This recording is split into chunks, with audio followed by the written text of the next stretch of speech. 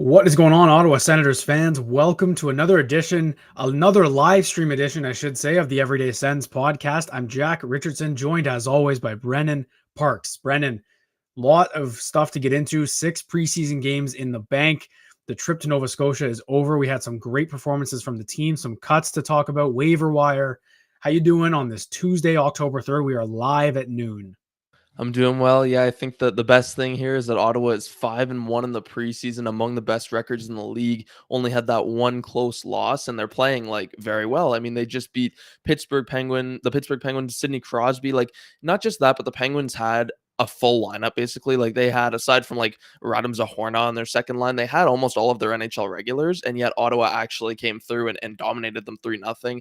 Jonas Corposalo, a 40 save shutout in the preseason.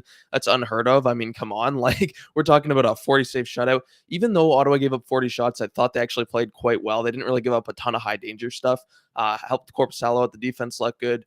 And more importantly, they shut down Sidney Crosby, right? Like, they shut down everything the Penguins were doing. So awesome to see. And I see we're getting some super chats in the live chat already. So that's awesome. Thanks, guys. We appreciate it. It goes a long way for us and helping us run this. But yeah, we've got a lot to break down today because, like, a lot's happened. I mean, last night it was filled with rage on Twitter. It's filled with disappointment. It's filled with confusion. And this is what preseason is, right? We're going to have decisions that the organization makes that we don't agree with.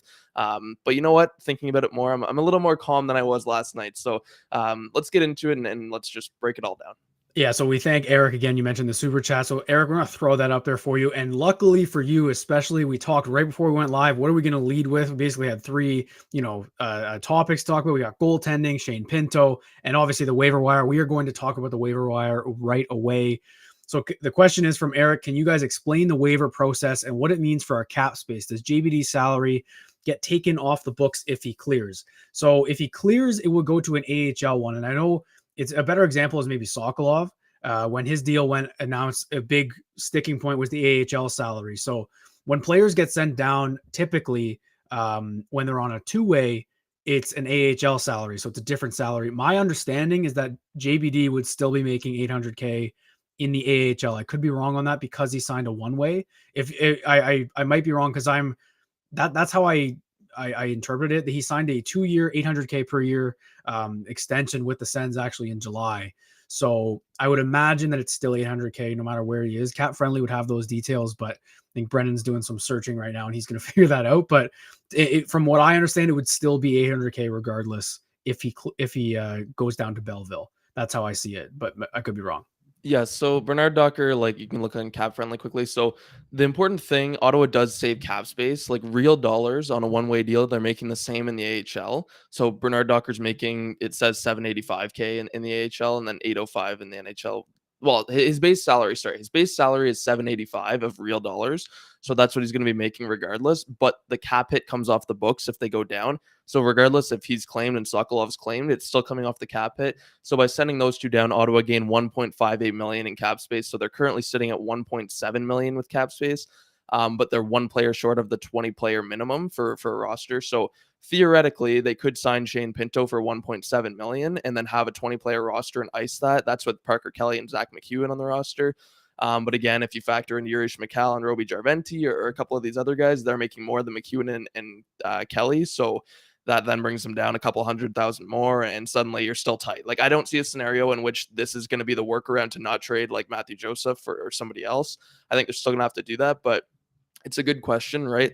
And I know the cap thing is very confusing for people, and myself included. Like, last night, I saw people saying Ottawa was now at 1.7 million, and I was like, what? Like, how does that make any sense? So I actually found puckpedia.com too, which is a really helpful resource. They have a kind of nice breakdown of it, so you can check that out. But yeah, the cap hit does come off the books regardless of whether they're claimed.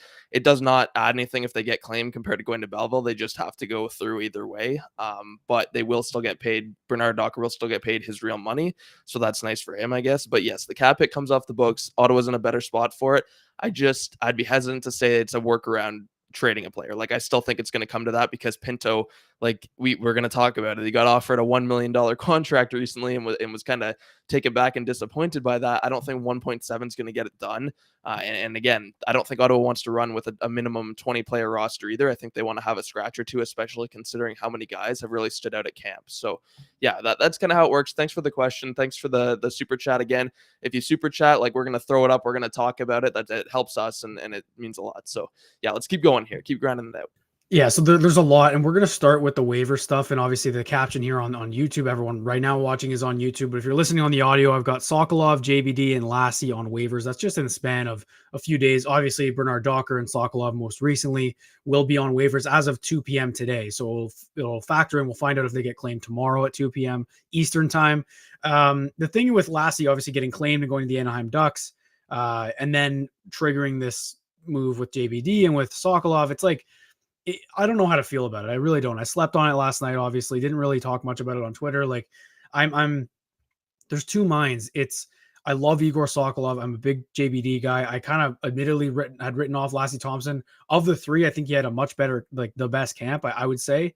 I don't think that's crazy to say. I think Lassie Thompson had a great camp.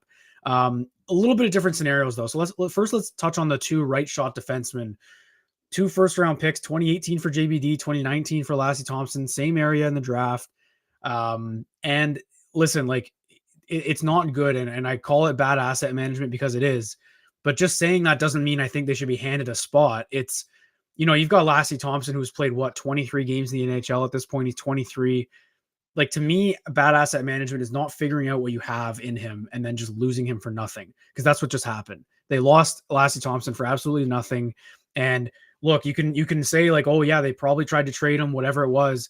They clearly didn't try hard enough, because the first team on the waiver wire was the Anaheim Ducks, and they picked him. So you can just assume that a few other teams would have put in a claim as well. I don't expect JBD and Sokolov to get picked up, but then again, I didn't expect Lassie to get picked up. Again, we'll try and keep this narrowed to the right shot defenseman. Elephant in the room is Max Gannett, who is a 6th round pick, maybe 7th. I could be mixing up the rounds there. 7th round pick in 2019. Same year as Thompson, by the way, exactly. And 1 year after JBD. So a 7th round pick in 2019. You think, like, I'll put this in terms of like NHL 24, when you're making trades and stuff, like the value that draft picks have. When you're a first round pick, it's like half the bar at least. And then a 7th round pick is like that. It's that small. You put in that kind of context, a 7th round pick being, it's not just that they value him more. He's been better, and there's no debate there. He was way better in Belleville last year. He got a call up last year. He's been great in camp, and he's getting rewarded. He's the 7th defenseman for the Ottawa Senators right now, which no one had on their bingo board. I did not have that.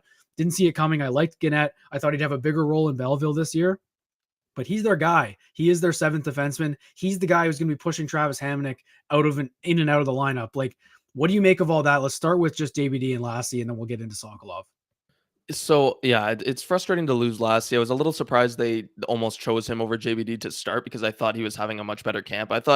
Admittedly, I thought Bernard Docker struggled this camp. Like, I would have been surprised. I mean, I thought he'd still make the team, just because, again, I didn't expect them to risk losing him. But at the same time, he did not have a very good camp. He was kind of at fault for a couple of goals, didn't really hold his own. So he kind of got outperformed. So I'm not shocked necessarily. But again, Thompson, I thought, was the one that outperformed him, and then they waived him first. Maybe it's helping with the clearing a little bit of cap space and stuff. I don't think Bernard Docker will be claimed, because he's got 2 years and on his contract, and it's a one-way deal. I don't think a lot of teams want to pay a guy who's going to sit in the minors like almost $1 million a year. So I wouldn't expect him to get claimed, but at the same time, who knows?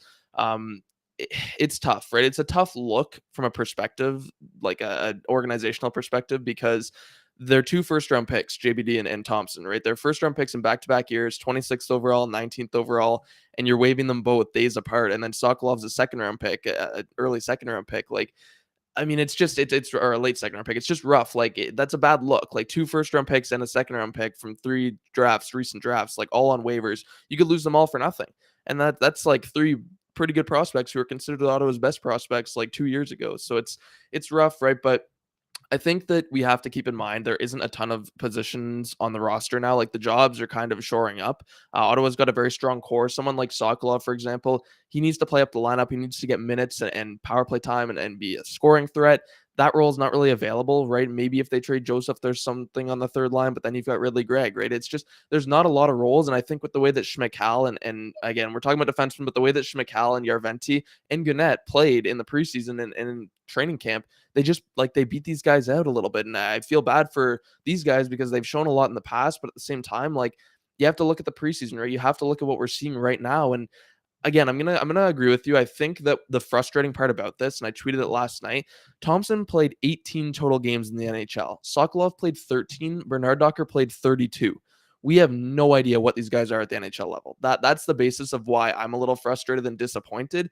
Is that the last 2 years, especially last year, they had so many injuries in Ottawa, so many, and they use guys like Dylan Gambrell, Patrick Brown, all these depth guys who are completely ineffective veterans who are kind of just fillers. They use them instead of their prospects, instead of making evaluations on these young guys, right? And now they don't know what they've got. Thompson could get claimed, like he got claimed by Anaheim. He could go there, be their bottom pairing defenseman, and earn a full-time role for this whole season. I wouldn't be shocked. I'm not saying that like Ottawa's missing out on some, Paul Coffey here, but I'm just saying like it would not shock me if he comes in and he actually has a solid showing for Anaheim while Jamie Drysdale is out. So it's just frustrating because we don't know what these guys are at the NHL level. And again, like I liked what I saw from Thompson in the NHL. I liked what I saw from Sokolov in 5 games last year. He had a goal and an assist. Like he looked good. I liked what I saw from Bernard Docker a couple of years ago too, but we just don't know what they are. And so Ottawa's kind of almost giving up on their, high value assets. It's been a few years. I know you can't hang on to the draft title, but at the same time, they are among their best prospects. Like a year or two ago, everybody had these guys at the top of their prospect rankings, and Ottawa's pretty thin on prospects now. Like if these guys get claimed, even one of Bernard Docker or Sokolov, Ottawa's pretty thin on prospects, and it's not good to see. So, another thing is that depth is kind of shoring up too now. If Thompson's gone, if Chikrin and obviously Shabbat, they have some injury history. Sanderson does too. Zub. If they get hurt, like you don't have Thompson to call up now, right? You can rely on Clevin. Hopefully he stays healthy. Bernard Docker might get claimed. It's just kind of a risky thing. But like I said, the most frustrating thing to me is that they didn't really make an evaluation on these young guys, and now they're giving up on them. It sucks, but it is what it is. We know that Ottawa has a great core and a great group of players. I don't think that these are anything to end the world over. It's relatively minor moves. So those are my takes on it. Hopefully Sokolov and JBD make it through waivers, but I am kind of holding my breath on Sokolov, especially just because he's that two-way player. Somebody might take a shot on him. But yeah, that's my take on it. Yeah, it's tough just when you factor in their draft position, and it's not like they didn't, develop. I've seen some people kind of pointing out like the development path wasn't good. Like, I mean, Igor was an all-star back-to-back years in the AHL. There's really not much more you can ask for him at that level. He was a top scorer. And that can be misconstrued sometimes. Like it's a different game, right? At the NHL level. I think I liked what I saw from Sokolov at the end of last year when he was up with the team. Again, it's a bit of a different situation with him and JBD and Lassie Thompson. The thing though, that I think is getting lost in this, and I think what I didn't really soak in right away, because you see who gets cut and gets dropped.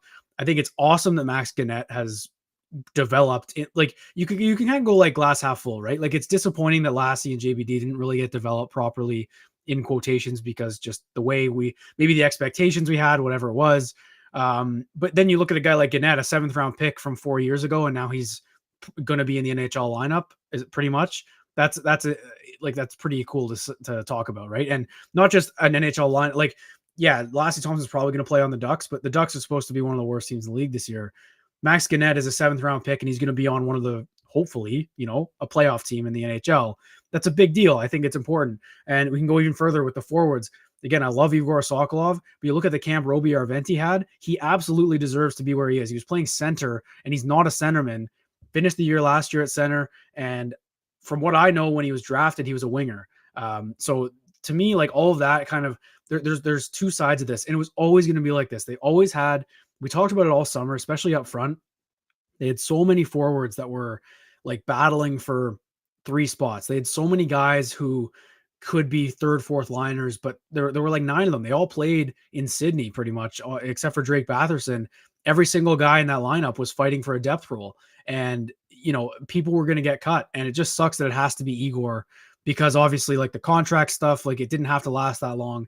And then he's on waivers a week later. So that's a little bit disappointing, I guess, in terms of that. I think with Igor, it's a bit different too, because like in terms of depth, you want you can hide depth up front, or poor depth, I should say. Like, you can hide a bit of a weak link up front much more easily than you can on the back end. We haven't really talked about it, and it hasn't been talked about enough. Eric Brandstrom looks fantastic. Like, he looked so good last night, and I've loved his camp.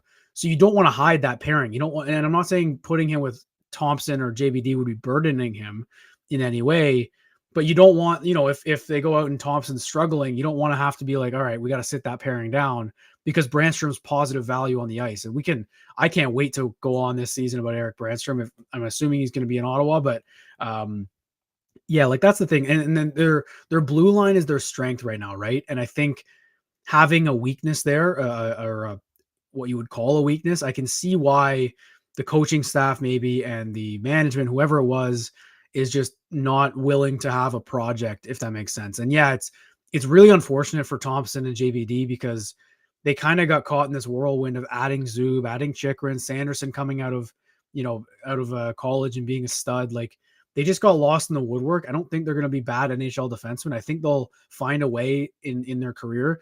I'm talking like JBD's gone. He might be just sent down to Belleville, depth call up, whatever it is. But the blue line is their position of strength now. So I think this team is good enough where you need to make decisions that will, in the moment, make the blue line better. And I do believe, like, Hamonic aside, I do believe having Hamonic and Gannett as a 6-7 is not a bad spot to be in. And I really do believe, I love Max Gannett. I'm really, really high on him. Yeah, so it is notable that if JBD clears, he could be recalled like next week if they wanted to. I mean, that is a possibility. The Penguins just did it today with like Ty Smith and Yeah, all the guys they sent down the other exactly. day. Like, if he clears, he could just come right back up. It's a risky thing, but it is what it is. Just something to know, keep in mind. But yeah, you're right. Like, I think that Hamonic, and I know Rachel Dory on Twitter yesterday, she tweeted like Ottawa's throwing away young talent and Bernard Docker and Thompson and keeping Hamonic makes no sense, because like Hamonic might be the better player now, but that doesn't matter because Ottawa's not competing. That's what she said. And I'm like, when is Ottawa supposed to compete? Because we've been waiting for 6 years That's just now. an Like, uninformed take. I'm not gonna, that's what like, I'm when saying. they haven't had a first round pick in 2 years. Like, That's what obviously I they're mean. competing now. They're Like, trying to, at they least. haven't competed yet. This is what I hate about social media with the Sens, is like they haven't proven it yet technically, so nobody believes they're going to compete. It's like this forever rebuild, but in reality, like, the expectation is they're going to compete this year. Like, they can laugh in my face if Ottawa misses the playoffs again, but the expectation, their goal is to compete. So they're going to choose players who are better right now than guys who are potentially going to hurt them in critical situations. Like, the thing is, I'm not even big on Hamonic. Everyone in the chat should know I'm not big on Hamonic because I criticize him a lot during the season. His on ice performance, I love him as a leader, but like, I still want him over Thompson and JBD right now. I did not agree with giving him a full no movement clause, because that kind of sealed their fate. Like, you can't really do much if you have Hamonic here when he can't be sent to the minors. He can't be traded. Like, he's just like literally solid in this lineup. But I still think he's the better player right now, or the more reliable player might be a better way to put it, right? Like, he's someone can play on the penalty kill. He's someone you can put out in certain situations. They know what they've got in him. And I'm not big on the veterans over the youth, but this year, like, they cannot, and I hate to say this because I kind of go back on it up front, they can't really afford to experiment. Like, we can't be experimenting with Thompson or Bernard Docker, who are kind of like these question marks, especially Thompson because he's more of an offensive guy, right? Like, if you put him with Brandstrom, on paper, that's not a great combo. And if that costs you games early in the season, I mean, like, we saw what it does last year, right? Like, you can't rely on something like that when Hamonic can be, at least, like, he doesn't bring a lot up front, but at least he can be a rock who can play the penalty kill and be, that leader and whatever. I like keeping him in the lineup over those guys right now. And that's why I say it's tough and it's frustrating for those two players, because they just don't really have anywhere to go in Ottawa, because of the situation. Like, the rebuild is over. It really is. And the Sens can't keep taking these risks and experimenting, which is why I said I wish they would have the last 2 years, because now they're in a situation where they can't afford to. I say I go back on that and the forwards a little bit, because I still want them to play Roby Arventi to start the season. And I think it's just what you said. It's easier to bury that up front. Like, you know what I mean? Like, you can kind of, if your Venti's not working out on the fourth line, I don't think that's going to be detrimental to the team. Whereas on defense, like, you need each of those pairings to be reliable and consistent, because if you're putting out your third pairing of Brandstrom and Bernard Docker or Thompson, and they're really struggling because of Thompson or Bernard Docker, like, that's hard to cover up. Then you have to like sit that pairing, you have to roll the top four, and then they get exhausted. You can't really do that. Whereas on forward, I like starting with Yarventi up front. I don't even care if he's not suited for a fourth line role. In my opinion, in camp, he's been one of the best depth, gritty players. He's been winning battles. Like he's 6'2", 214, by the way, Järventie. And he hasn't used that size in the past, but this year, my God, he looks like a different beast. That's Like he's a winning battles. sneaky 214 too. Yeah, and like he's lean, but like he's winning battles. He's driving with the puck. He's playing physical. I mean, he just looks like someone who could actually play on the fourth line. And in my mind, like he earned that spot over Zach McEwen and Parker Kelly. I mean, I posted the stats last night for the depth battle on forward, and like Järventie has 3 goals and 1 assist, a +5 rating through just 12:03 of average ice time in 4 games. Like McEwen has no points and 8 penalty minutes in 5 games. So it's just like I'm not trying to hate on Zach McEwen or Parker Kelly, but I think that they've been severely outplayed by Schmeichel and Järventie, and I think that Schmeichel and Järventie would look great alongside Kastelik on the fourth line. So yeah, go ahead. So the thing is with the fourth line, let's get into that right now, like the forward depth and everything. The thing with that is people might point out and be like, oh yeah, Järventie was playing with Batherson and that's why he got points. And like, yeah, that's probably true. He's not going to produce like that when he's on the fourth line, let's say. But it's the idea that he can move up and you're not worried. Like if they get a couple injuries or like, God forbid, COVID happens again or something like that, and you get like 5 guys out of your lineup, I don't want to throw Zach McEwen with Tim Stützle, right? But I'm confident putting a guy like Järventie because his upside is top 6 potential. The thing with all these guys, and I'm going to throw Erik Brannstrom in there too, I'm going to pump his tires again, is like a guy like Lassie Thompson and JBD, they were projected top 4 defensemen. That was a potential when they were drafted, maybe top pairing. JBD was seen as a good fit with Thomas Chabot long-term. That was what I saw anyway. And especially at the World Juniors, that's where you look good. Erik Brannstrom was the same thing, like projected top 4 defenseman. What Brandstrom's doing now, what he's done the last 2 seasons, is transform his game into a bottom role defenseman who can step up when people are injured. That's what his value is, and that's why he's so important to the Sens. If you have Erik Brannstrom, though, who can only play in the top 4, and that's why you got to send him down every now and then, like the first couple of years of his career in Ottawa, that's a problem. So a guy like Järventie, if he can prove that he can play on a fourth line, while also being able to step up when you need to, or if the Sens are playing poorly and you want to throw the lines in a jumble, you can throw Järventie on the first or second line, and no one, like we'd bat an eye probably, but no one would be rolling their eyes at DJ because it's a legitimate move. So I think that has to be come into consideration as well. Like it's not just about you don't need your fourth line to go out there and score a goal every night. You need them to be responsible defensively, and you need them to be able to produce when called upon, and being called upon is when you have injuries up and down the lineup. So I think Järventie coming in as a centerman, especially with Josh Norris as a question mark, which we'll get into as well. Pinto not on the lineup yet. Like they have no center depth right now. So having Ridley Gregg and Järventie there showing that they can play is massive. It's huge. And I really want to make that point about Brannstrom because I think it might get overlooked a lot. And like, I am so ready to start Brannstrom discourse this season. We don't even have to do it now because he's playing great, but like this guy is an NHL defenseman. And I think he's a great player. I think he's a hidden gem on this blue line. The way he's I think there was a shift in the first period I caught. The way he boxed out Evgeny Malkin, like that is a tank. And let's be clear though, like it's his defensive play though. That's what I'm talking about. Yeah, it's not even what he projected as. Because he's transformed his game to be a bottom pair. Like he can penalty kill, he can do all that. And I'm challenging people who think that his size is his biggest detractor because I get that it's optics. I understand not wanting a 5'11", 5'10" defenseman in the NHL, and I can see why it would get exposed every now and then. But if you watch Erik Brannstrom play defensively, he's better than a lot of guys on their team. Like he's very smart position-wise. He's good. I think he looks better than he ever has. And it's obviously early. It's preseason, but the team's playing well, and I think he's a huge part of it. Well, and people don't really like appreciate his ability to retrieve the puck in the defensive zone and then quickly like make a quick move and then get the puck out. It kind of goes overlooked sometimes. Is like watch Erik Brannstrom. Like what I love doing, and I do, you're probably gonna do it too, but film studies on everydaysens.com where I like literally go through the game logs and just like watch every single one of the players' shifts. If you do that and you watch Brannstrom, you will see like this guy, man, like he does so many little things that go unnoticed, and then people just look at his size. And I've already seen discourse on him this year, by the way, on Twitter, and I don't get it because he's playing so well. It's like, aside from him being small, what is there to hate on about? Like he's so good at moving the puck. No, he's not going to body somebody like Clevin did to Lomberg in that one Florida game, but like he does move the puck really well, and he makes up for it in other ways, right? And that's the big thing. Just going back, I saw some comments in the chat about McEwen because, again, McEwen, like he's not there to score goals. He's going to be the 13th forward.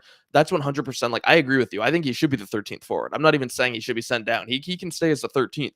Here's the thing. I don't trust DJ Smith to make him the 13th forward. Like on paper, yeah, he should be the 13th coming in when they play Toronto to go with Ryan Reeves. Sure. But like, is that actually going to happen? Because I haven't heard it yet and I haven't seen it. And the fact that he's been playing with Kastelic and Kelly leads me to believe that's going to be the fourth line to start the year. And listen, I'm all for DJ Smith learning, and I'm going to be on his side if he does, but based on what we've seen in the past, it certainly seems like that's going to be the combination, and he's going to roll with that to start the year. So we'll see. I'm going to be optimistic about it. I'm not saying Venti like should be the fourth line player just because like maybe he doesn't fit that role. I'm just saying I think he's earned a chance in the NHL. I think he's like really outperformed other players in camp to the point where I just don't know how you can deny him. Like I don't know how you can send him down and keep Parker Kelly on the team and say that that's fair. Like it's not, because Venti, again, like he doesn't fit the fourth line prototype. But in camp, he's been using his body. He's been playing with his size. Like that's what you need to see. And I agree with you. He needs, like, it's good to have someone who can kind of play up the lineup on the fourth line. But I think that the fourth line itself has to be more dynamic. Like I can't remember the percent, but they contributed almost nothing on offense last year to the Sens. They're not there to score goals, but at the same time, every fourth line in the NHL on a contending team has to be able to at least hold their own and not get dominated. Yarventi is someone who can get the puck and actually manage it and have like thrive with possession. He can carry the puck into the offensive zone. In the offensive zone, he can actually make things happen. He's not just going to be dump it into the corner and fail to retrieve it and then go and be hemmed into the defensive zone, which is what we've seen for the last 4 years. So I'm not saying that the fourth line should be like skill guys. That's not my point. It's that like a guy like Schmeichel and then Yarventi, those are two massive bodies who can be physical, and Yarventi showed it. I think that you factor that in with Kastelic, and then also the fact that like Yarventi can play center too, and that gives you versatility if Norris or Pinto isn't there. And suddenly like that fourth line looks really good to me. And I think that it's dynamic. It should be defensively responsible, maybe not as physical as Kelly and McEwen, but I don't think that physical in the sense of throwing yourself out of the play to have a big hit. I don't think that really matters. Like whatever, that this isn't 1970. Like we don't need that anymore. This is about dynamic and puck management. So I just think it's outdated to prefer a guy like McEwen over a guy like Schmeichel or Yarventi on the fourth line. You have to find two-way players. So just needed to get that out because I'm like, I just can see this whole Kelly Kastelic McEwen thing coming up, and it's going to frustrate the hell out of me. So regardless, good discussion. And I think, yeah, our big takeaway, Erik Brannstrom just looks like another step forward, and that's huge for the Sens. And hopefully he doesn't price himself out of Ottawa, but I am going to be nervous about that all year because he's only on a one-year contract, right? Yeah, we got to savor the Brannstrom stuff because it could be it, but like, in a good way, because he will deserve a raise next year if he has a good year. But that's kind of the thing with the defenseman. It's like, because Brannstrom's such an asset on that bottom pairing in our eyes, at least, and I'm sure management as well. You can't burden him, and I'm saying burden with quotations, but like you can't burden him with a guy who you're experimenting with, right? You know what you have in Hamonic, and you know what you have in Gannett. Pretty much, you can't put Lassie there, because the game that Lassie played, the one before he was put on waivers against Winnipeg, he played very well, but he had one glaring mistake that ended up in the back of their net. Like they can't afford mistakes like that. They can't afford big mistakes. It costed them dearly last year. So Brennan, all right, we're about half an hour through this one. I want to say halfway, but I never know with us. We could be going long here. It's only our first subject, and we went off the rails in a good way.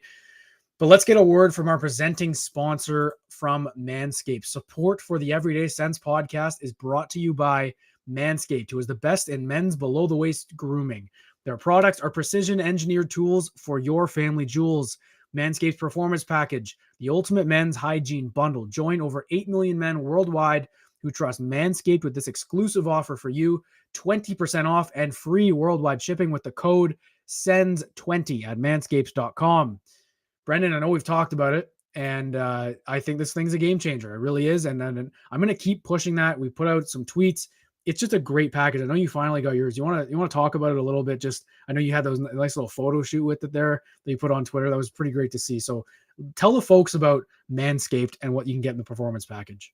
Yeah, I mean, you get the electric razor, you get all the different deodorants and all the sprays you can imagine, and all the, like, there's just a ton of stuff. There's there's a nice little like bathroom kit and bag, and I don't know, man, you go on manscaped.com and there's a whole bunch of different products. Like, just give it a look, because really, like, it's useful stuff, and you don't think you need it, but then suddenly you do, and it comes in handy, right? And this is like, it's important stuff that people don't really talk about, but hey, Like it is useful. And the performance package is what they sent to us. And yeah, I've really enjoyed it so far. But again, they've got a ton of products on their website, and you can go through, like, they've got the beard trimmers, they've got like the nose hair trimmers, like everything you can imagine. So like, using the code, man, it supports us and it helps you get exactly what you need. So we appreciate it, and I definitely recommend check it out, manscaped.com. So it's an international company, right? They're not Mm-hmm. based out of Canada, so that free shipping is huge, right? I know if anyone online shops ever, like, the shipping is usually what bangs you, and I think having free shipping with this code, in addition to 20% off, is massive. I'm actually wearing the underwear that comes in the performance package right now, and not to give too much information there to everyone watching right now, but again, that's get 20% off and free shipping with the code SENS20 at manscaped.com. That's 20% off with free shipping at manscaped.com, and use code SENS20. Unlock your confidence and always use the right tools for the job with Manscaped.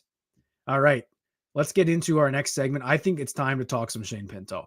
I think that kind of blew up on the weekend. It was on Saturday that it kind of went off on Twitter there. This is getting ridiculous, I think. And obviously this was all breaking before the waiver stuff happened, before 1.7 in space was open. In the opening press conference of the season, a couple weeks ago, Dorion was obviously asked about Shane Pinto, and he didn't say it, he alluded to the fact that the holdup was the actual contract and not moving space, which is what we were all speculating. We were saying, there was a Flyers beat writer saying it's going to take Tyler Boucher or first and Joseph to, like, attach with Joseph to get rid of him. Then Joseph goes off and has a great camp. We're all speculating, oh wait, maybe they can just get a first for Joseph in a funny way, but he shouldn't have a first attached to him, whatever. They should be able to move him. Well, on Saturday, Elliot Friedman puts out a piece on this topic alone, which means it's big. The biggest insider in the NHL doesn't just do this, and says the gap has widened between Pinto and the Sens. I'm kind of paraphrasing here. I don't have it in front of me, but I can remember it because it made me so mad. The gap has widened between Pinto and the Sens. Pinto was very disappointed in a recent 1-by-1 offer, or it was a 1 year in the $1 million range, is what Elliot said. I don't take that to mean 1.7, as we might be speculating now with the cap space. I think that's more like a 1.1, closer to 1 million than it is. Maybe even under 1 million, which would be ridiculous, for 1 year. Pinto refused it and is looking for something around 2.5. Didn't say over 2.5, around 2.5. And that kind of just, went off. And it just kind of hammered home the fact that it really isn't the trade. Elliot also said in the piece, he said that the Sens are confident they can make a deal, and not that they had one in place, but he's confident that that's not the reason this is being held up. It is legitimately just the contract talk. So Brennan, where are you at with this? Like, this sucks, man. I've got some thoughts on it, obviously, but you can go ahead and just kind of give me what you think about the Shane Pinto debacle. And we have 2 preseason games left, and the Sens are without center number 2 and center number 3 with 2 games left in preseason. Yeah, the Pinto thing, it sucks because obviously, like, he is a key part of this lineup, and to start the season without him would be really unfortunate in a year that is so, a strong start is so pivotal. The 1-by-1 contract offer, I will say, it's frustrating because obviously I think a lot of people kind of took that as the Sens value Pinto at $1 million, which is certainly not how I took it. I more took it as they only have $1 million, so they're going to try to get him on board, but probably with the promise of paying him more next year. But then, like, Pinto's not going to bet on himself, right? Like, he has no reason to bet on himself. He was injured for all of 2 years ago, and they just played 82 games. He's not going to risk himself on a 1-year deal, like, with no money and then go and get hurt this year. There's no reason for him to do it. He should not take that contract. I will say Ottawa kind of had to try, right? Like, why not try if you've got 1 million? Maybe he'll really buy into the team mantra and you can just get a guy on that. But again, Pinto has no reason to accept that, and Ottawa really shouldn't have even bothered because, like, he's not going to take that. Obviously, again, 1.7 million with, a league minimum 20 players on the roster. Like, they've got 19 right now, so they could sign him. But I don't think they want to run with no scratches. By the way, Josh Bailey was not released from his PTO either, so that's inching towards a potential contract. I don't know how they think they're going to do that, but regardless, I think the Pinto thing sucks, and it's really going to hurt Ottawa if he is missing to start the year. Again, maybe Ridley Gregg steps in. Yarventi could get a shot on the third line, but, like, Pinto is the guy, right? Like, he's a 20-goal rookie scorer, and that's not someone you can just replace. That's really going to hurt them, and I think that this was all kind of on the Sens because they committed money to players without having Pinto signed. Said it when they signed Tarasenko. I said it when they signed Korpisalo. I was hoping that they had talked to Pinto and gotten something in place, like tentatively, and they didn't, right? Like it's they just kind of ignored Pinto, and so he has every right to be frustrated, which is how it seems this is going. Again, Friedman made it clear he did not request a trade or anything. Like this is still both sides wanting to get it done, but Pinto seems to be kind of on the disgruntled side, and he has every right to be because the team kind of paid everybody except for him and then ignored him and left him until, right before the season. Now, even if he signs today, he missed almost all of camp and the preseason. So now he's going into the season cold, and that's just really, really bad for him, who's dealt with injuries in the past. So hopefully this gets sorted and they have him ready to go. But again, we're 8 days out now, 8 days till the regular season. There's 2 preseason games left. Like Dorian's going to work some magic here. And if he's going to make a trade because they need to get Pinto going. And I think it would kind of suck for him to miss the entire camp and preseason. I'd like to see him get some action before the regular season. But yeah, this was kind of all the Sens doing, and they're paying for it now. Nobody should be mad at Pinto here because he has every right to be disgruntled with the fact that he was kind of left out of the equation by Ottawa. Look, and the thing is with Pinto, and there are people who are saying he should have just taken the 1-by-1, take one for the team. I've seen a lot of that. I think that's ridiculous. I think that's the most ridiculous thing I read on Twitter in the last couple of days, which is saying something. The notion, like a lot of people pointed to Kevin LeBanc. He did it a couple of years ago in San Jose when they were competing, took a 1-by-1, and then I think in January or the next summer at least signed a 4-year, 4.75, whatever it was, extension, got his money.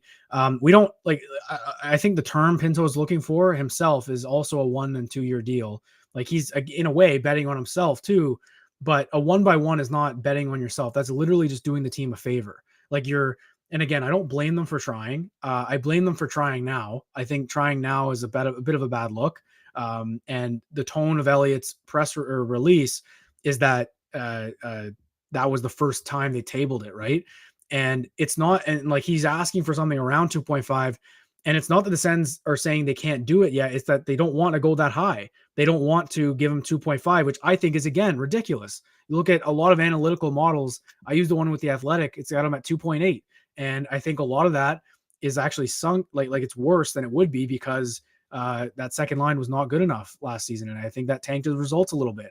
He was perfect in the third line. You throw him with Kubalik or, not Joseph anymore, but you throw him with Kubalik, a Ridley Gregg, whoever it is, that's going to be a dynamite line. He's a piece of your PK, which is taking a hit when you move Matthew Joseph.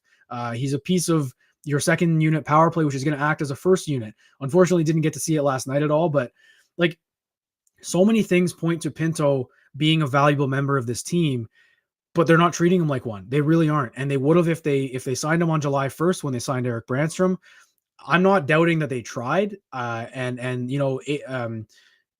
agent, I'm blanking on the name right now, but he represents William Nylander and Rasmus Sandin, who did obviously similar things in Toronto. Like maybe it's more of a thing with the agent as well, like holding out for every single dollar. But when people also, I know when you think of let's say Tim Stützle, right? Let's say this was a long negotiation with Stützle and he wanted 8.5 and the Sens wanted to give him 8 million.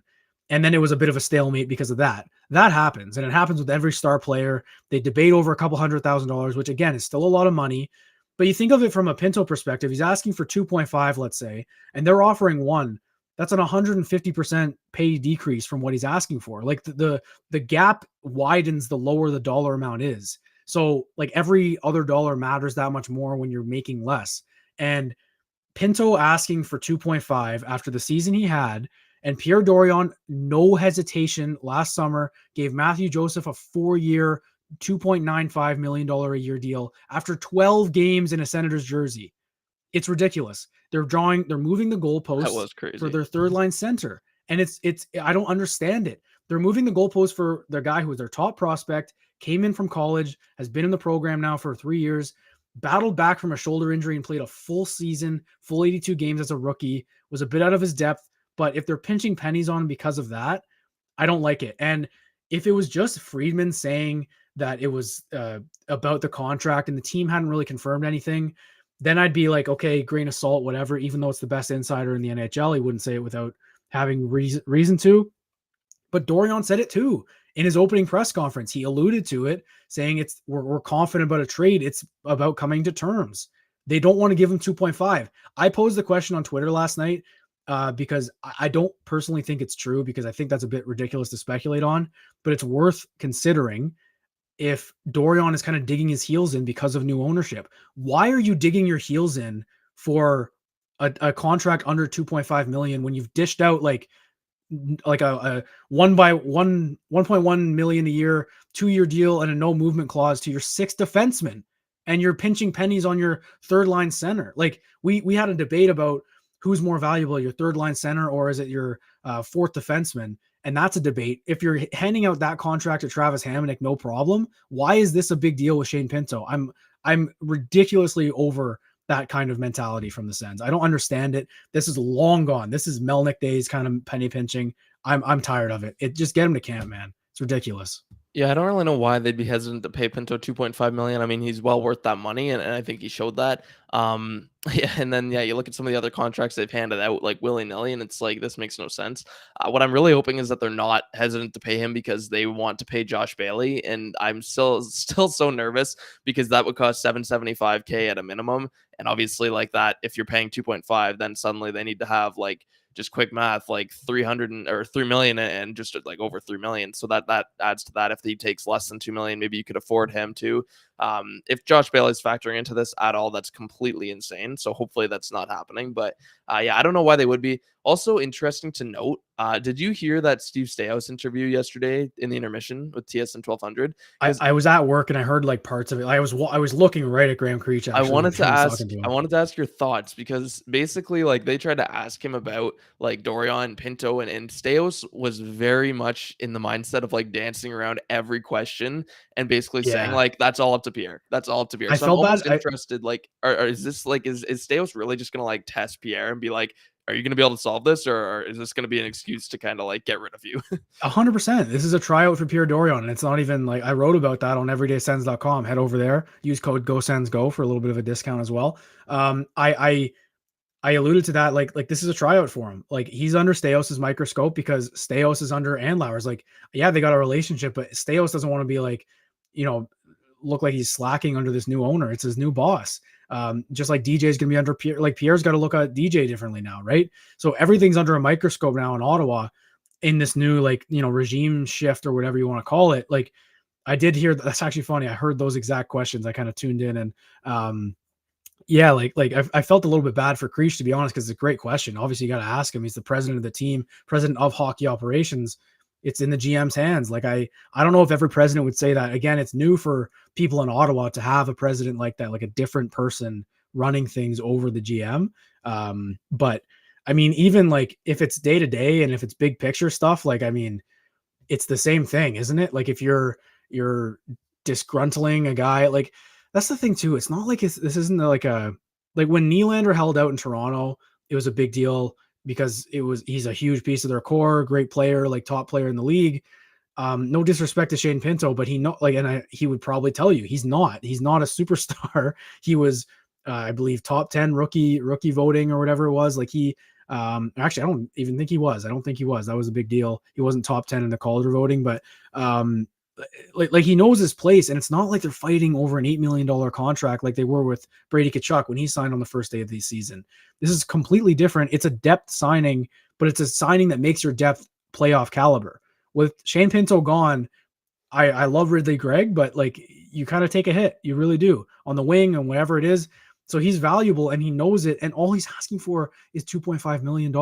He would be, do the quick math here. You got Norris, Kachuk, Stützle, Giroux, Batherson, Tarasenko, Joseph, and then Kubalik probably. That's 7 forwards who make more than that already. What's the big deal? Like, just pull the trigger here. Make him the 7th highest paid when you move Joseph or whatever it is. Like, I don't get it, man. It's the perfect slot for where he would be. The 7th highest paid as your third line center is probably par around the league. I think that'd be pretty fair to say. I just get, like, the longer this goes on, I think everyone's just getting more frustrated.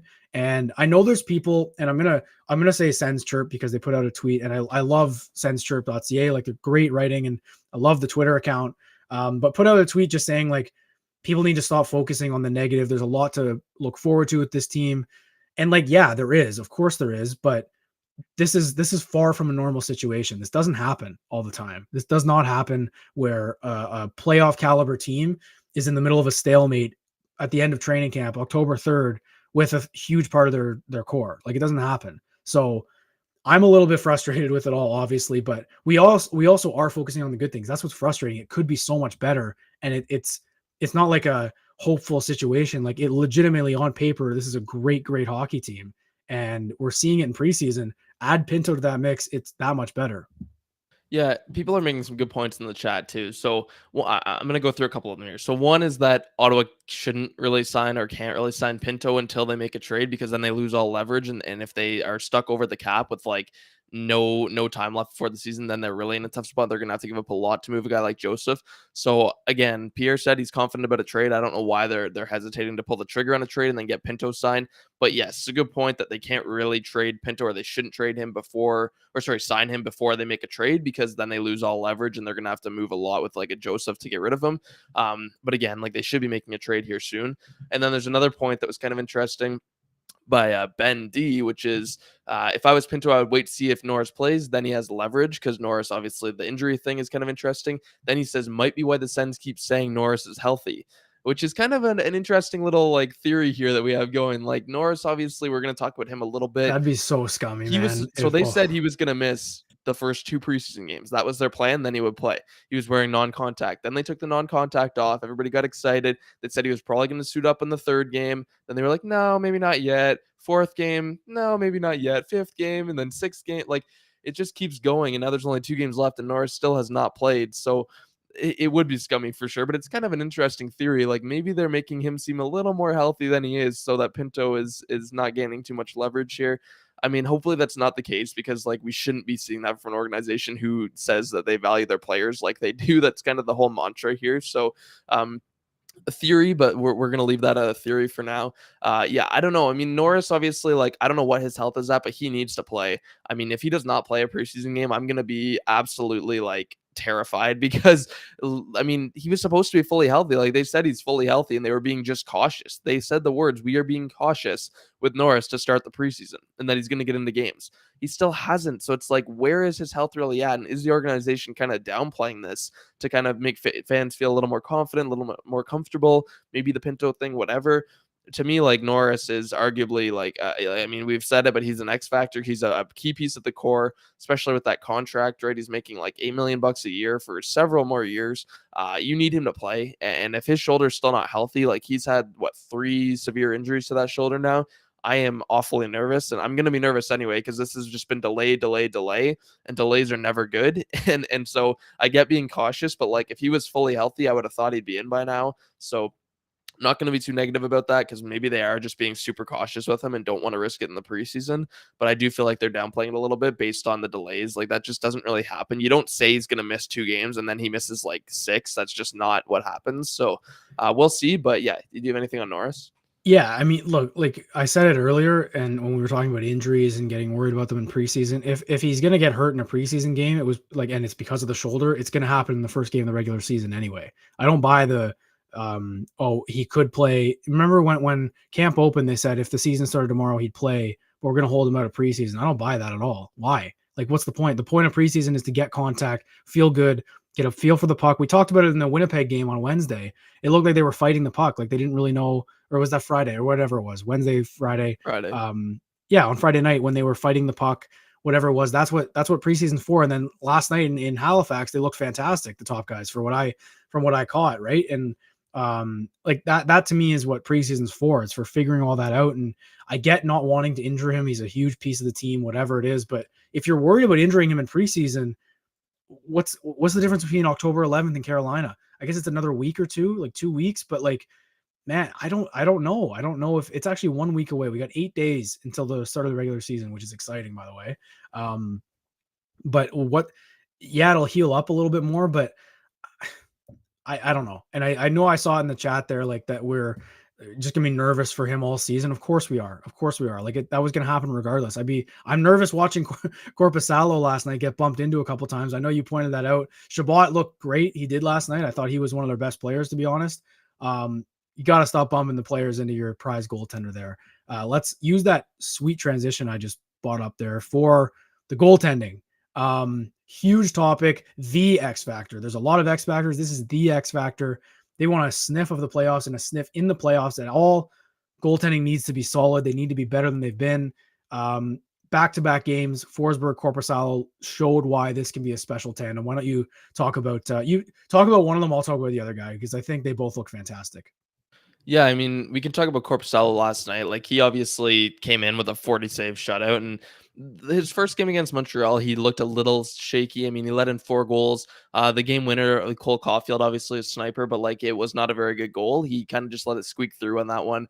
And he even said afterwards it was not a very good goal. So people were kind of nervous. I mean, people love to overreact in the preseason, ourselves included, like everybody does. It's just a natural human being tendency to overreact to one game in the preseason. But yeah, Korpisalo came in, right? He's on a 5-year, $20 million contract.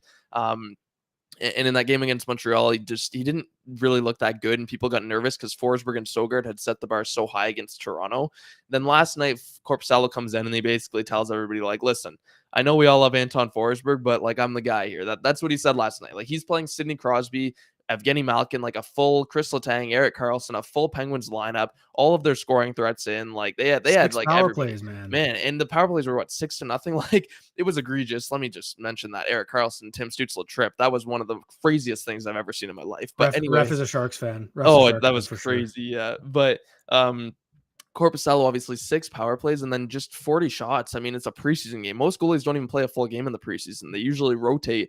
Korpisalo got the 40 shots, and I love their decision. I've been critical of the coaching staff, but I love the decision to play the goalies for the full 60 minutes in all of their preseason games. I think that's great. That is how you kind of set them up, get them in the feel. It's not just about like taking shots. It's about actually being in the game situations where they know that the entire game relies on them. They can't just bank on somebody else coming in and stealing it. They have to be in the zone, and I think that that's awesome to kind of replicate a regular season feeling, especially when you're playing Sidney Crosby and the whole Penguins gang. So I think Korpisalo, like, I posted a few clips if you go on my Twitter, especially early in the game. He made a few really nice glove saves. His mechanics are like clean. Like, I never really watched him play. I watched clips and stuff, but I didn't really like evaluate his game. He is like really fun to watch in the net. He's athletic, but if you watch the way he gets his glove and blocker out in front of him, like after watching Matt Murray for a couple of years, it is so refreshing because he's got like his positioning, man. He really, like, he takes up a lot of the net and he gets the glove and blocker out. And if you watch him, he makes a lot of glove saves and a lot of blocker saves. And it's nice to see. And it just like provides confidence in a way. Forsberg's the same type of way, but I almost feel like Korpisalo, if you just watch him specifically, his mechanics are extremely smooth. And I'm excited to see him play this year because he really did steal that game for them last night. I think Ottawa played well as a whole. I thought their top guys outplayed Pittsburgh. But again, anytime you're dealing with 6 power plays to none, like, you should be expected to lose that game. That's completely ridiculous. And Korpisalo just stole it. Like, he was so good on the penalty kill. I've got some stats too, so I can just run through. I know you like Forsberg, so I left him for you to talk about a little bit because him coming back from injury is so big. And really, like, Korpisalo, I listened to the post-game presser. He was kind of asked about like tandem, and the big thing is that this is not like a butting heads competition. These guys are really good friends, Forsberg and Korpisalo, and they're pushing each other, and they are going to form a really good tandem. So in the preseason, obviously Korpisalo with 2 games, 934 save percentage, including a shutout, 4 goals against, 57 total saves. Forsberg in 2 games, 69 total saves, 945 save percentage, 4 goals against, 2-0. Korpisalo's 1-1. So it's just, I don't know. This tandem to me provides a lot of confidence. I think the preseason has really like just boosted that even further. I think that I feel that's probably my biggest takeaway, honestly, through 6 preseason games, is that I feel really confident about Ottawa's goaltending tandem, more so than I ever have since that Anderson-Condon duo, who was prime days of Anderson. And just like, I don't know, man, I feel really good about this duo. And I think that Korpisalo, after a shaky first game against Montreal, really showed why he's worth $20 million last night. Yeah, the athletic comment you made, like the athleticism he's got in net. And I like how you mentioned Matt Murray, because obviously the white pads just bring me right back to Matt Murray days. But it's crazy. He just looks like a different kind of goalie. Like he plays, I'm not a goalie expert, but like he kind of looks like he plays small, but he's so quick. And I think having quickness as a goalie is massive. I've got one of my friends is a Penguins fan, and at free agency, the first day of free agency, when the Sens signed Korpisalo and then the Penguins signed Jari, we were both going back and forth. Obviously, the Penguins gave Jari like 1.6 million more per season. So I was immediately like, those are the two big fish. We talked about them before the signings happened. And I was like, talking about both. And immediately I was just like, the Sens got the better goalie and the better contract. Like, it's not even up for debate. And obviously it's preseason, doesn't really matter. But like, Korpisalo stole the show. He's the best player on the ice last night. Like, they don't even need that from him this year. Like, I know the Sens played well, and they did. And I think the shot count was indicative of the power plays, less so than the play. I thought in the second period, especially, the Sens just came to play. But again, like we talked about it again. I think we talked about it with Ian Mendez.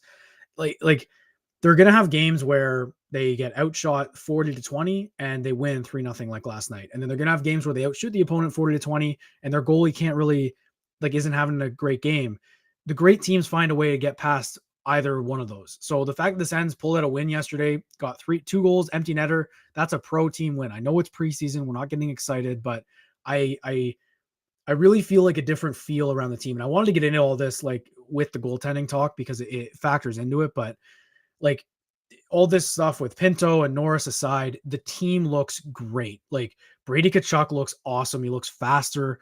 Tim Stützle is just growing. Claude Giroux hasn't lost a step. Drake Batherson looks like the most impressive forward on the team, which is really exciting because That's phenomenal. At a point he was, man. He was the all-star of this team a few years ago. Then Aaron Dell had to ruin everything. Like when Batherson's back to what he can be, he's arguably one of the best contracts in the league. Point per game player. Like I'm so excited to watch him just get. By the way, his stride. six points in the preseason, 4 preseason games, ranks 3rd in the NHL. Like again, it's preseason with an asterisk, always like normal. But as we move forward, I think that game and then the next 2 are going to be very, very heavy NHL lineups for every team playing. So this is basically like a tune-up, and the Sens came to play. If they have this mentality for preseason, I cannot wait for the home opener weekend. That first one in Carolina is going to mean a lot. I think it really is, because last year I remember they started in Buffalo. It was a tight game. It was 2-1, 2 empty netters. They lose 4-1. Go to Toronto, lose a last minute in regulation, 3-2 loss in regulation. Like they were 0-2, and then they go on a bit of a run at home. Like they started okay last year. They really did, but I think they let it get to their heads. So the interesting thing will be at the end of October when they're about to go to Sweden. We'll reevaluate then, but man, I just love everything that they're doing right now. The defense looks incredible. Shabbat looks brand new and like looking like a great player again. Chikrin's a beast. Sanderson and Zub is going to be a lot of fun to watch. We already pumped Eric Brandstrom's tires. Like there is a lot to love about the way this team looks.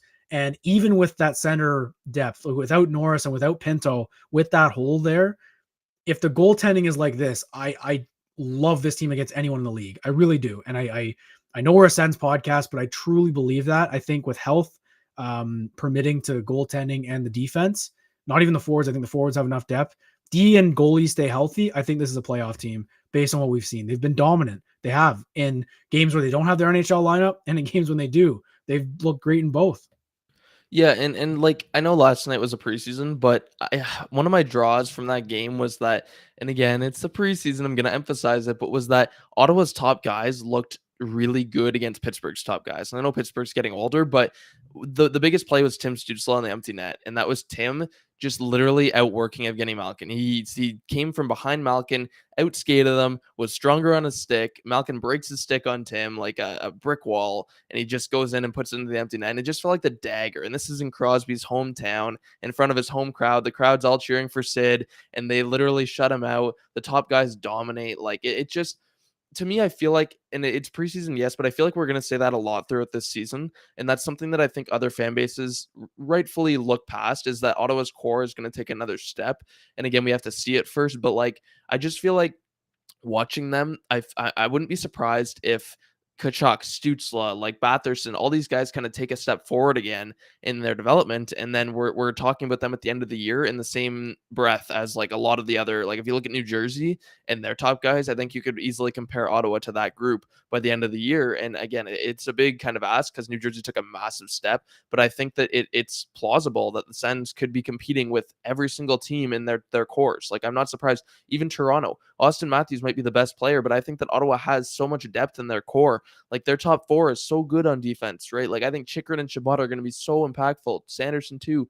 And then you look at their forward group, the top 6 is so like the two lines are so good that I feel like they can compete with almost any team in the league, and really any team in the league. There's not a team I can think of that I feel like Ottawa cannot keep up with, even if they don't have the absolute best player. We went through and compared their rosters there earlier in the summer, and usually how it went was the other team had one really good star player at the top, like a Pasternak or somebody like that, and then Ottawa had like the next three guys, and then it was back to the other team. So, quantity, quality, whatever it is, I still think that Ottawa is just, they're going to be able to compete with anybody, especially if Batherson can sustain this. I know there was a comment in the chat kind of pointing his play. We should mention it just because he's been so ridiculously good. The skating, like the skill, all of it.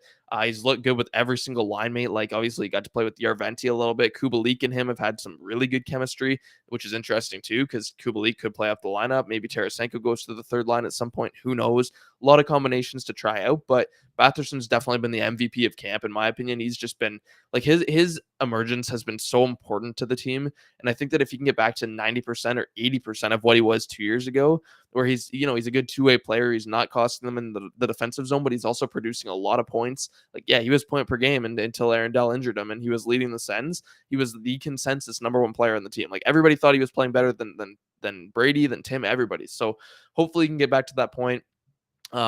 But yeah, like that's kind of it for me. I mean, on this conversation, like, I think that that this preseason has been as good as it can be. They lost one game so far and 2 games left. I think that Ottawa's set up for pretty much the best success that they could have asked for through 6 games. Yeah, expectations were high, and they're delivering in preseason so far. I think that's the best way to put it. I was trying to put my finger on it when I was kind of talking about like the core and like how good they look and everything.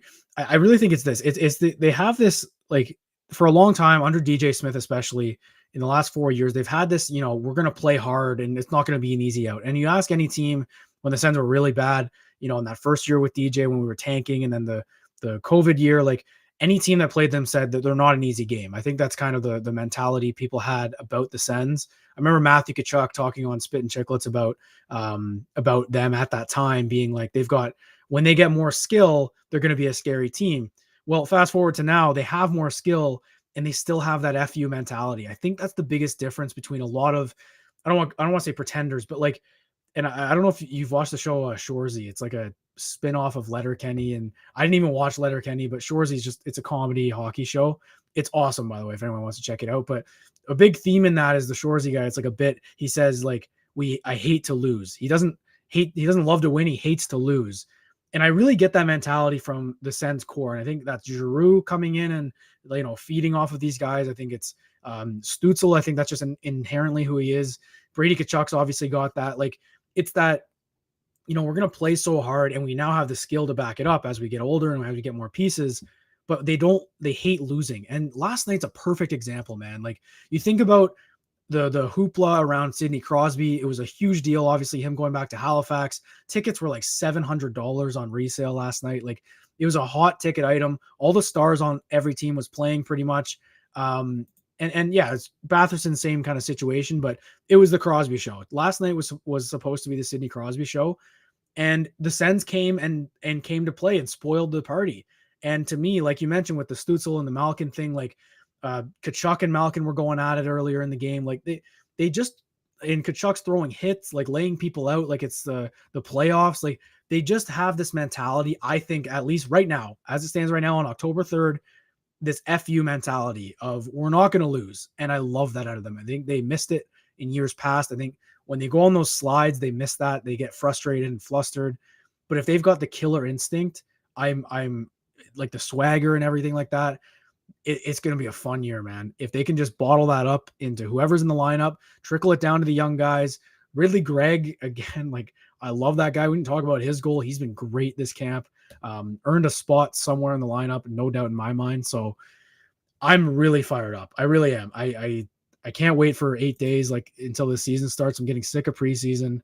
You got anything else here for our loyal listeners here? Again, another live stream over an hour. I love doing this, man. It's the midday live streams are really hitting different.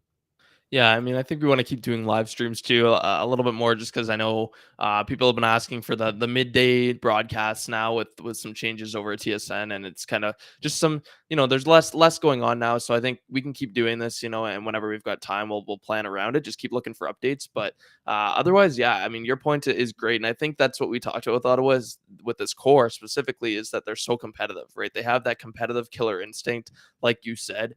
And I know there's some discussion in the chat here about Toronto likely winning the Atlantic. I would favor them as well, but again, Toronto's a great example of a team who, in the playoffs anyway, has like failed to prove that they have that killer instinct. Right? It's been how many years? 6, 7 years now that Toronto's just failed to do anything. And we love to hate on Toronto, but I'm being serious. I'm not even mocking them. I'm just saying I see Ottawa as a team who, when they make the playoffs, they're going to make some noise because they have that drive. Like you look at their players and you look at the team mentality they have, and you can just sense it. You can sense that they're going to be able to take on any opponent, and they feel like they can. Like it's a confidence thing. They broke down last year, and Brady admitted that they broke down from a confidence perspective a little bit when they started to lose games when it mattered most. I don't know. There's something different this year. The way that they've been talking, the way they've been playing in the preseason, they still have to prove it. Everybody around the league is in their, their right to question Ottawa and to not really believe that they're going to do it until they actually do. But at the same time, I just feel like based on what we've seen and heard from these guys, it seems like the maturity is setting in with some of these younger players. Like Brady, when he talks, you get this sense of like almost these chills. Like that he believes in this team, and he like it's not fake. It's not just like word of mouth. Like he's being serious in the sense that like he's confident. The whole team is confident. They believe in themselves and they feel like they can take any opponent. And like I said, I think last night against Sidney Crosby in his hometown preseason, but like, Crosby was playing his heart out last night. Like he was playing in front of a sold out crowd. The building was electric. This is why both teams were playing their starting lineups, is because this building was sold out, and Crosby especially, like he was playing for a lot there. Like it's not just preseason to him in that sense. That's where he grew up. He played in that rink growing up in front of like a ton of fans wearing his jersey, right? To get shut out, I'm sure he left that with his heart, in his stomach. Like I'm sure he was pretty upset about that. And Ottawa doesn't care. That's the thing, is Ottawa does not care about these storylines. They care about winning. And preseason or not, Ottawa cares about winning. 6 power plays for Pittsburgh, shutout. Like the Sens don't give a damn about your storylines and your narratives. They are here to win, and that's it. That's my takeaway. That's the whole thing to watch this season. And I'm gonna remember what Tim said, like for the entire year, which is that it's preseason. We get that, but preseason, regular season, who cares? Like we're here to win. All we care about is winning. That's how he put it, and that just kind of defines Ottawa's season. Is forget about the storylines and the extra stuff that's going on in the background, all the background noise. Just worry about winning every single night. That's it. And I think Carolina on the 11th, that's a great test. They face Philly after that. That should be a bit of an easier game, quote unquote.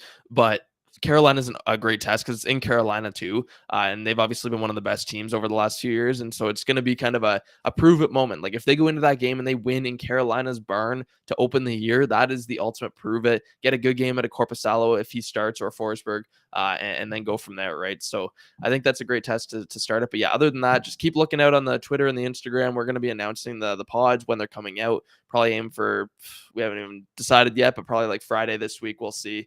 And then we're going to keep trying to do live streams. So thanks for tuning in, guys. It means a lot. And thanks to Eric for those super chats early as well. Yeah, we appreciate it a lot. And again, use code SENS20 at manscaped.com and just get all the fixins you need there. You can actually use it on any item you want. I don't think I actually mentioned that in the ad read there, but one more thing. I know you mentioned like live, and thank you, Pamo. We really appreciate that.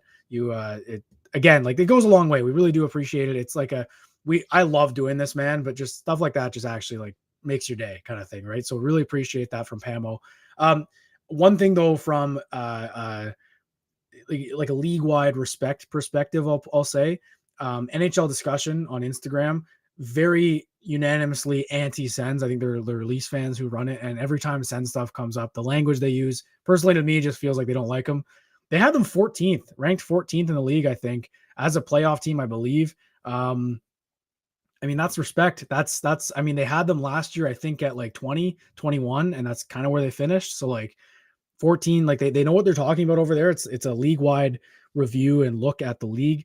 And also when Andre Vasilevsky went down, we didn't talk about that. We can talk about when we talk about the Lightning in that home opener weekend, like the Lightning playoff percentages went down with Vasilevsky's injury, and the Sens, I think the Athletic had them going up by 5% maybe, to like 96 points, something like that. Like they're they're projected to be a playoff team. Like by, I think 96 points was the cutoff last year. Maybe it was 98, but like they're there. They're right there. And now they just got to go prove it. They got to prove that they're worth the hype. This is the most hype this core has had in a long time.